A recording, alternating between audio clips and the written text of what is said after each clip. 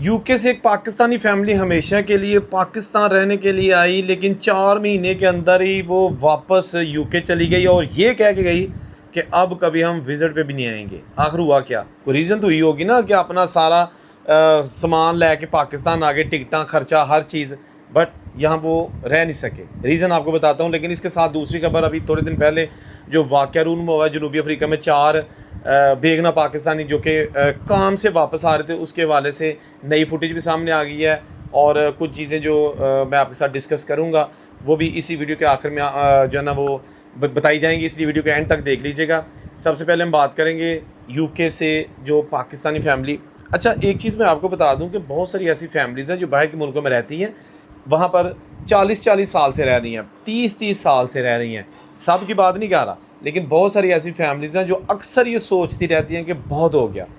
बहुत हमने परदेश की ज़िंदगी गुजार ली, अब हमें पाकिस्तान जाके कोई अपना छोटा मोटा बिज़नेस करके कारोबार करके बैठ जाना चाहिए और बाकी की ज़िंदगी वहाँ पर गुजारे। लेकिन बहुत सारे जो लोग हैं वो सिर्फ सोचते ही रहते हैं, लेकिन कुछ लोग ऐसा कर गुजरते हैं और वो आ जाते हैं।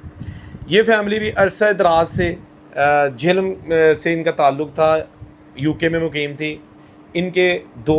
एक बेटी एक बेटा यानी 2 बच्चे थे, दोनों शादीशुदा, और वो वहाँ पर अपने अपने घरों में सेट हैं। इस फैमिली ने मोहम्मद अकबर ने अपनी बेगम और बच्चों को बुलाया और सारी तफसील बयान कर दी कि हमारे जो रिश्तेदार हैं, रिलेटिव्स हैं, सारे हैं, हम 4-4 साल बाद जाते हैं, 3-3 साल बाद पाकिस्तान जाते हैं, तो वहाँ जाके क्यों ना हम रहना शुरू कर दें। और वहाँ जाके तो इकट्ठे सारे रहते हैं, जो आपके कज़न वगैरह यानी कि सारी फैमिली जो वहाँ पे जॉइंट है वहाँ रहते हैं। बच्चे तो नहीं माने, उन्हें आख्या बा असां दी नहीं जाना, तू जाना तो जा। दोनों ने इनकार कर दिया। इनकार भी करना था, उनकी वहाँ पे शादियाँ, वो कैसे मतलब अपने घर वाले थे। ये जो हस्बैंड और वाइफ है, इन्होंने फ़ैसला किया, उम्र इनकी तकरीबन 55 साल के लगभग थी, कि हम जाते हैं। आ गए, ये आ गए और इनके पास जमा पूंजी भी थी, कुछ प्रॉपर्टी भी थी, पाकिस्तान में इनकी पुरानी ज़मीन थी। यहाँ आने के बाद इन्होंने पहले तो 10 दिन अपने जो रिश्तेदार थे उनसे मुलाकातें की, बड़े अच्छे तरीके से दावतों का अहतमाम किया गया और घूमना फिरना, कभी किसी के घर कभी किसी शहर में, कुछ लोग इनसे मिलने के लिए आ रहे हैं घर के यानी कि मोहल्ले के सारे। 10-15 दिन तक तो ये सिलसिला इंतहाई खूबसूरत दावतों में गुजर गया। उसके बाद इन्होंने अपनी फैमिली से कहा, जिनके पास इनकी ज़मीनें थी और प्रॉपर्टी थी,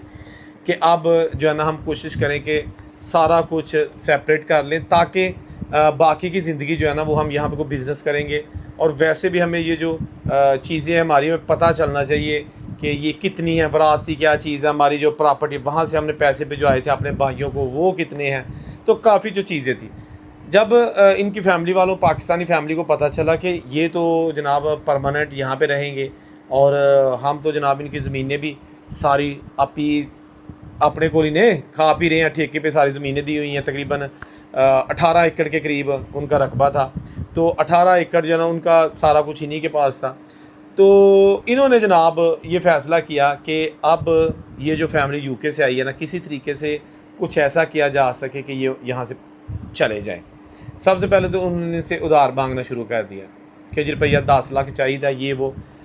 किसी भी तरीके से। अब उन्हें पता नहीं था, जो पाकिस्तान वाले थे उन्होंने 10 लाख रुपया उधार ले लिया। अब उधार जो दिया जाता है, ये घरों में जो उधार दिया जाता है, इसके सबूत थोड़ी मांगे जाते हैं, या इसका गवाह थोड़ी लेके आते हैं, या कचहरी जाके थोड़ी दिए जाते हैं, ये तो चीज़ें लेन देन बना हुआ है। अच्छा,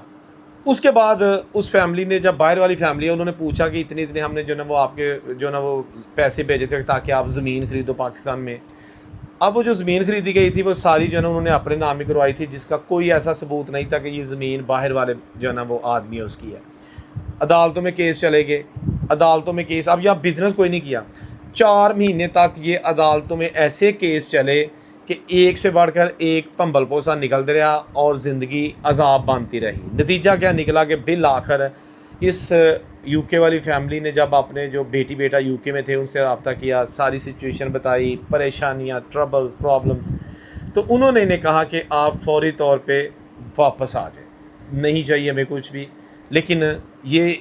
फ़ैसला इंतहाई मुश्किल था कि भाई क्यों नहीं हमें चाहिए, जमा पूंजी सारी ज़िंदगी की। और मुख्तसर ये कि इस फैमिली ने बड़ी कोशिश की, निगोसिएशन की, लेकिन जब देखा कि काम बढ़ता ही जा रहा है, ताल्लुकात ख़राब से ख़राब होते जा रहे हैं, تو انہوں نے کہا کہ جی لعنت پہ جو اہی تو چلے ہیں، واپس چلے گئے۔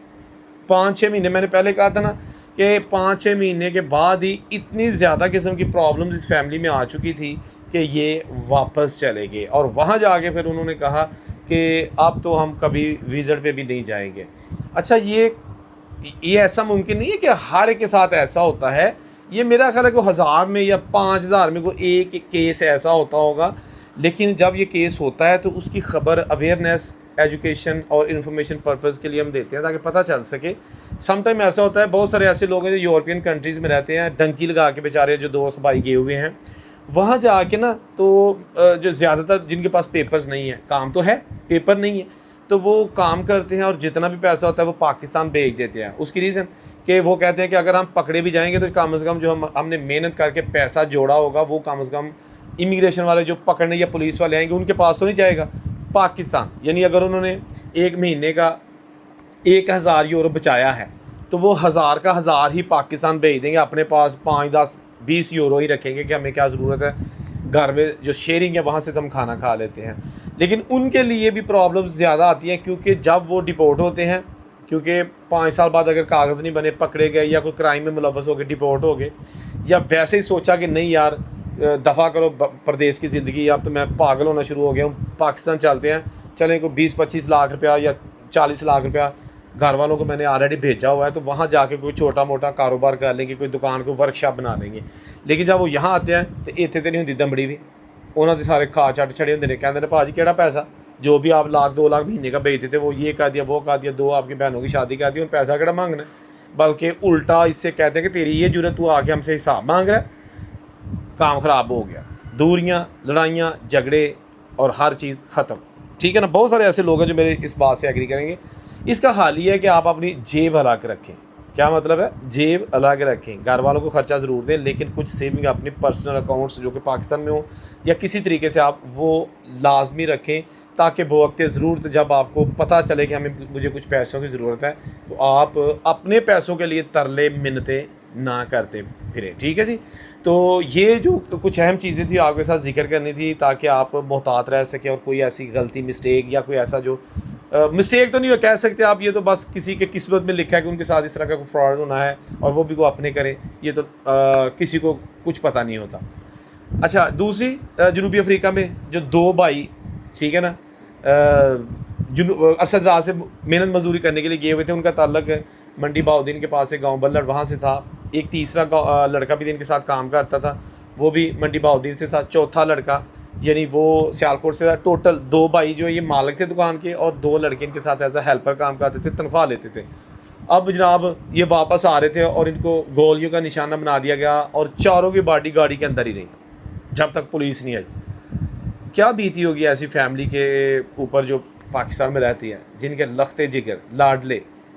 باہر گئے ہوئے تھے تاکہ گھر والوں کے حالات ٹھیک کر سکیں، باہر گئے ہوئے تھے تاکہ مزدوری کریں، اور پیچھے جو فیملی ممبر ان میریڈ ہے، آپ کو پتہ نا شادیاں کرنا کتنا مشکل ہو چکا ہے مالی لحاظ سے، تو یہ کر سکے۔ اگر کسی پہ والدین پہ قرضہ تھا تو بیٹے باہر جاتے ہیں، جی قرضہ ماں پیو کا لانا ہے، ٹھیک ہے نا، اور ہوتا بھی ایسا ہے، اور ویل ڈن ایسا ہونا بھی چاہیے۔ لیکن اب اس میں بہت ساری چیزیں جو ہے نا وہ لوگ کومنٹ باکسز میں جو میں نے پوسٹ دیکھی اور انویسٹیگیشن اپنے طور پہ کرنے کی کوشش کی، کچھ کہہ رہے تھے یہ جی ڈکیتی ہوئی ہے، کچھ کہہ رہے تھے ٹارگیٹ کلنگ ہوئی ہے، مطلب کہ ہر بندے کا اپنا ہے۔ لیکن آفیشلی یعنی کہ یہ تو لوگوں کی باتیں نا جو جانتے ہوں گے، مے بی وہ صحیح کہہ رہے ہیں کہ ان کو جان بوجھ کے کسی دشمنی یا یہ وہ مارا گیا ہے، لیکن آفیشلی ابھی تک ایسی کوئی اسٹیٹمنٹ نہیں آ سکی وہاں کی پولیس کی جانب سے کہ اصل میں ہوا کیا ہے اور مارنے والے تھے کون۔ نہ تو ابھی تک کوئی گرفتاری عمل میں آ سکی ہے، نہ ہی ابھی تک کسی کی جو ہے نا وہ شناخت ہو سکی ہے کہ جی مارنے والے تھے کون۔ ان کی گرفتاری کے لیے پولیس پوری طرح متحرک ہے، کیونکہ 4 جانے جانا یہ کوئی ایزی کام نہیں ہے، بہت بڑا سانحہ ہے۔ اللہ تعالیٰ سے دعا ہے کہ جن کے یہ لختے جگر تھے دنیا سے چلے گئے ہیں، ان کی فیملی کو صبر جمیل عطا فرمائے۔ کمنٹ کیجیے گا کہ آخر یہ سلسلہ کیسے شروع ہوتا ہے اور کہاں تک جاتا ہے، آپ اس بارے میں کیا کہتے ہیں، وجہ کیا ہوتی ہے جو اس طرح کے باہر کے ملکوں میں جا کے بھی ٹارگیٹ کلنگ کے واقعات تھمنے کا نام نہیں لیتے۔ اللہ حافظ۔